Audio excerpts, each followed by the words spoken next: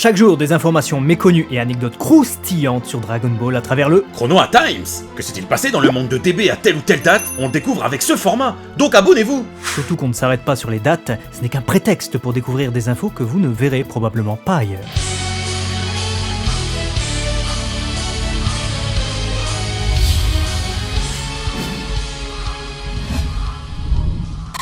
Le 6 juillet 1988 était diffusé pour la première fois l'épisode 118 de Dragon Ball sur Fuji TV, et après avoir annoncé au peuple qu'il était libre de commettre tous les crimes et atrocités qu'il souhaite, Piccolo Daimao annonce que ce jour, le 9 mai dans le monde de Dragon Ball, est son jour d'intronisation. Pour célébrer cela, chaque 9 mai, il détruira une région tirée au sort. Le 9 mai qui est donc aussi le jour de Goku. Pour l'heure, il tire au sort la région de la capitale de l'Ouest, qui va donc être la première des 43 régions à y passer. À chaque fois, il est prévu qu'elle prenne cher cette région dans la série. Entre l'arrivée de Cell dans sa banlieue et la destruction prévue par Babidi avec Majin Buu. Heureusement, elle en échappe toujours. On va parler de Rajou maintenant, puisque c'est aussi ça, l'intérêt de parler de l'anime. Et comme dans l'épisode d'hier, cet épisode est encore marqué par l'apparition de sosies. Encore des sosies? Mais cette fois des vrais. Pas juste des caractères design modifiés. Là, c'est carrément les mêmes caractères design qui ont été repris de ces gars-là. On a deux clients de Baba la Voyante, aperçus dans l'épisode 72 de la série, qui sont cette fois changés en évadés de prison, et le troisième gars avec la coupe iroquoise, Mohican en japonais. Ouais, pour les japonais, c'est une coupe de Mohican, quoi. Bien qu'ils ont repeint ses cheveux et ses sourcils en rouge, on reconnaît aisément le gars qui affrontait Yamcha dans l'épisode 85, aux éliminatoires du Tenkaichi Budokai. Yamcha qui forme un bon duo avec Lunch, car ces trois criminels débarquent à Kame House, libérés sous le règne de Piccolo Daimao. On peut d'ailleurs se demander comment ils ont fait pour trouver l'endroit et arriver jusque-là, sachant que c'est une île perdue au milieu de la mer et que la maison est posée sur une montagne. Mais bon. En ville, sinon, on a aussi deux conducteurs qui sont repris depuis les character design de ces deux bandits de la capitale de l'Ouest, qui apparaissaient à partir de l'épisode 43 de Dragon Ball. Ah ouais? On perd quelques détails au passage. Et puis vu qu'on parle de la panique qui règne en ville, c'est l'occasion de noter ce caméo de deux personnages du one-shot Escape de Toriyama Sensei. Et juste avant, on a la jeune mère qui apparaissait à la capitale de l'Ouest quand Goku cherchait Bulma dans l'épisode 43 encore une fois. Seules les couleurs changent. Et elle semble avoir un autre marmot. Marmot qui est calqué sur Pisuke Soramame de Dr Slump, et c'est peut-être lui déguisé en bébé, puisque juste après on a le médecin de Dr Slump, Dr Yagi. Yagi qui signifie chèvre en japonais évidemment.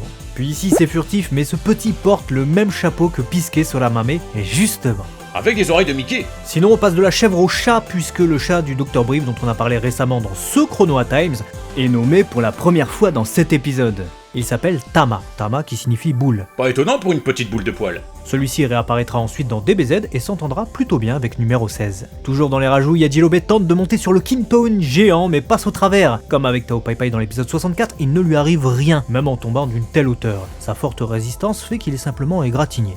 Et on a aussi Chichi et Gyumao qui apparaissent dans cet épisode. Ouais, grosse surprise pour les lecteurs du manga, car dans l'œuvre originale, on ne revoit pas la future femme de Goku avant le 23e Tenkaichi Budokai, participant du coup à nous la faire oublier. Et en fin d'épisode, Tenshinhan arrive face à Piccolo Daimao, qui pond drum, et contrairement au manga, où il ne prend pas l'autocuiseur car il est cassé, ce qui veut dire qu'il ne pourra pas tenter le Mafuba, ici, il a bien l'autocuiseur avec lui, dans une capsule Hoi Poi. Ça promet. Ça promet surtout de grosses différences avec le manga, la semaine prochaine. Le 6 juillet 1994, le Japon découvrait Majin Buu pour la toute première fois. Enfin! En tout cas en animé. Puisque celui-ci sortait de sa sphère de scellement à l'issue de cet épisode 232 de DBZ. Et c'est toujours bercé par les musiques du 9e film DBZ que la tension montait graduellement. Gohan lance ensuite 3 Kamehameha successifs contre la sphère, là où il n'en balance qu'un seul dans le manga, pour tenter de la détruire avant que Buu n'en sorte. Et on n'a pas d'erreur avec le gant manquant de Gohan qui réapparaît contrairement au manga? Bah écoute, a priori non, mais en parallèle de cette attaque qui fait trembler la Terre, on peut être surpris de voir qu'il y a encore des spectateurs présents dans le stade du Tenkaichi Budokai, malgré les événements tragiques. Ouais, elles ont pas peur, hein. Si, justement, on passe d'une scène de panique à une autre, mais heureusement ici, Mister Satan est là pour rassurer le peuple. Quel héros. Goten et Trunks de leur côté sont totalement paumés, car les ki qu'ils chassent, ceux de leur père et de leurs proches, changent constamment de place. À cause de Babidi, ça. Ouais, et c'est pas pour changer d'environnement. Du coup, ils ont le choix d'aller soit en direction du ki de leur père, soit là où il y a les ki de Gohan, Dabra et des mouettes qui s'agitent. Tu ferais quoi toi? Bah, ils cherchent le danger et le Majin, donc je dirais les mouettes. Bonne réponse, c'est parti pour les mouettes. Et en fin d'épisode, alors que Goku et Vegeta continuent leur affrontement magnifiquement chorégraphié par le réalisateur Shigeyasu Yamauchi, Majin Buu sort enfin de sa sphère de scellement. Huin no Tama en japonais, et non pas Cocon.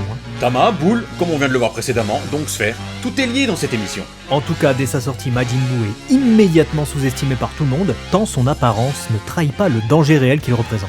Encore une fois, faut pas juger sur l'apparence. De plus, on verra qu'il est capable de déployer son ki.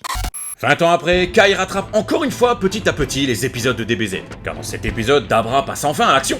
Seuls 4 épisodes séparent les événements de Kai de ceux de DBZ ici. On est encore dans le vaisseau spatial de Babidi et Gohan s'apprête à affronter Dabra, un épisode qui correspond aux 226 et 227 de DBZ, et dans lequel Mr Satan remporte la Battle Royale en finale contre numéro 18, et où Videl parle du Majin à Trunks et Goten qui vont immédiatement se mettre en route. Mais ce qui me marque surtout, c'est cette scène, dépeintes radicalement différents dans Kai, puisqu'on a une petite musique cocasse, si je puis dire, sur le passage où Satan s'imagine en déchéance. Tandis que dans DBZ, c'était une ambiance dramatique, avec la BGM M1208 tirée du 5e film. Au moment où la Terre commence à être ravagée par l'escadron blindé de Kula.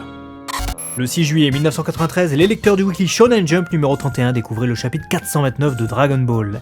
Deux choses avec cette page cover. Déjà, elle n'était pas disponible dans l'édition Tankōbon, donc il a fallu attendre l'édition Kanzenban pour la retrouver. Ah merde! Ensuite, chose assez inhabituelle, elle contient une annonce promotionnelle pour le Jump Multiworld, un événement qui s'est tenu en juillet 93 à Tokyo, au Japon, et qui proposait aux visiteurs de découvrir en avant-première le jeu d'arcade Dragon Ball Z VRVS avec Majin Ozotto, personnage à qui on a consacré une vidéo déjà. On pouvait aussi y avoir un bouquin promotionnel et des cartes limitées, et on y retrouvait une réplique du studio de Toriyama Sensei, en plus d'une exposition de ses planches originales. Ça devait être fabuleux! Toriyama Sensei en parle d'ailleurs dans son commentaire publié avec le magazine.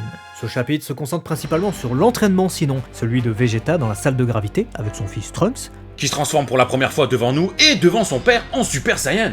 de quoi étonner Vegeta, qui apprend par la même occasion que le petit frère de Gohan, Goten, est lui aussi capable de se transformer. Il déclare alors que ça a l'air d'être les soldes chez les Super Saiyans. Et c'était bien avant Dragon Ball Super, donc clairement les soldes étaient déjà ouverts depuis 1993. Vegeta défie alors son fils sous cette gravité 150 fois supérieure à celle de la Terre et lui annonce que s'il le touche, il l'emmènera au parc d'attractions. Comme tu parlais de DBS, c'est finalement dans cette série qu'on aura la promesse exaucée avec Vegeta et sa petite famille au parc d'attractions. Voilà une bonne chose de faite. Dans le même temps, Videl termine son entraînement au Bokujutsu et le maîtrise enfin parfaitement. Une bonne nouvelle et une mauvaise.